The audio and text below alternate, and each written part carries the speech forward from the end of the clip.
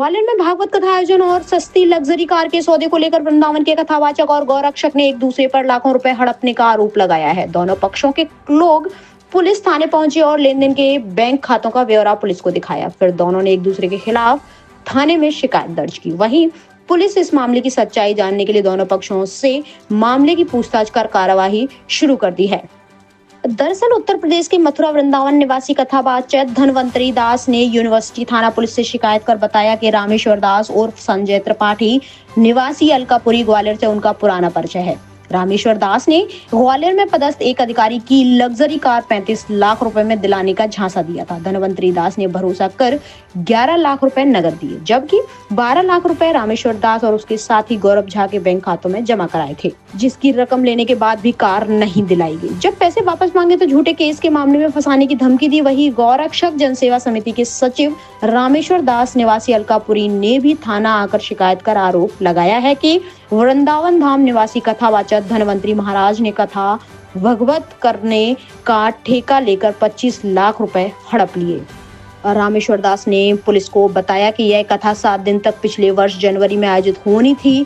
कथावाचक ने टेंट, तंबू, भंडारे, आयोजन स्थल और प्रशासनिक अनुमति की पूरी व्यवस्था कराने की जिम्मेदारी ली थी। आरोप है कि पूरी रकम लेने के बावजूद कथा का आयोजन नहीं कराया गया। जब पैसे वापस मांगे गए तो वृंदावन में ठगी का मामला दर्ज कराने की धमकी दी, जिसको लेकर कथावाचक और गौरक्षक दोनों ने ही शिकायत पर लेन देन का बैंक खातों का स्टेटमेंट पुलिस को सौंपा। वहीं पुलिस ने दोनों पक्षों की शिकायत पर दोनों पक्षों को थाने बुलाकर उनसे इस मामले में पूछताछ शुरू कर दी है। पुलिस का कहना है कि दोनों पक्षों के सुनने के बाद ही कार्यवाही आगे की जाएगी। महिलाओं को लेकर SC/ST की महिलाओं को लेकर भी दिया, खास करके श्रवण जाति को क्या मानते हैं, क्या कितना इतना देखकर रेप करने की इच्छा होती है, इस तरह की अशोभनीय टिप्पणी है उन्होंने की है, क्या कहेंगे धर्म ग्रंथ को लेकर? मैं इस बारे में मुझे लगता है कि ये उनके लिए कोई नई बात नहीं है, जो उनका चरित्र है।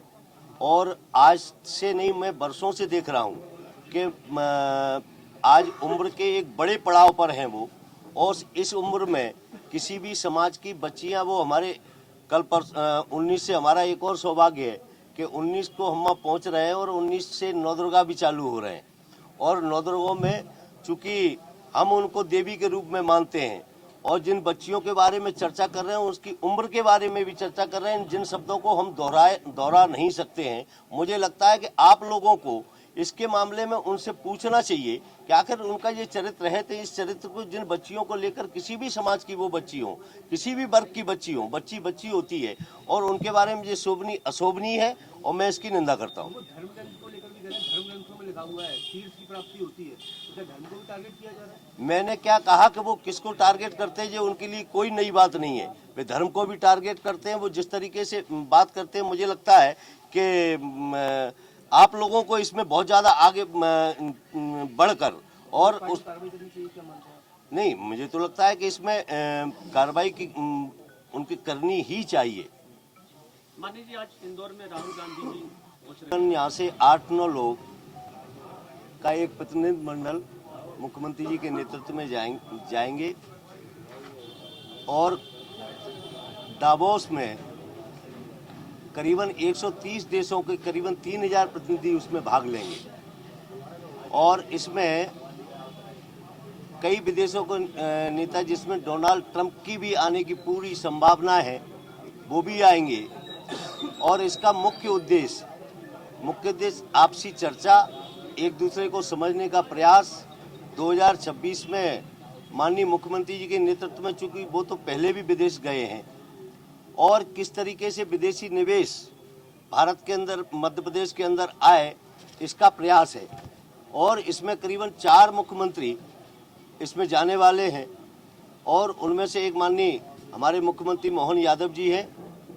और प्रयास ये रहेगा कि किस तरीके से करीबन 15-20 विभाग के ऐसे, जहाँ तक मुझे लगता है, ऐसे के विभागों के बारे में चर्चा भी होगी और उनको समझने का करीबन 3-4 दिन लगातार चलने वाली है। 24 तारीख को हमारी वापसी होगी उधर से, तो इस बीच में लगातार उनके बीच में संवाद, उनको समझने का और अपने प्रदेश में कैसे निवेश आए, और उसमें हमारा विभाग भी चूंकि है, इस नाते हमें जाने का सौभाग्य प्राप्त हुआ है। और इस नाते भी सौभाग्य प्राप्त हुआ है कि मंत्रियों के रूप में शायद हम अकेले मध्य प्रदेश की तरफ से जा रहे हैं और कहीं की शायद मंत्री नहीं है, ऐसा मेरा मानना है।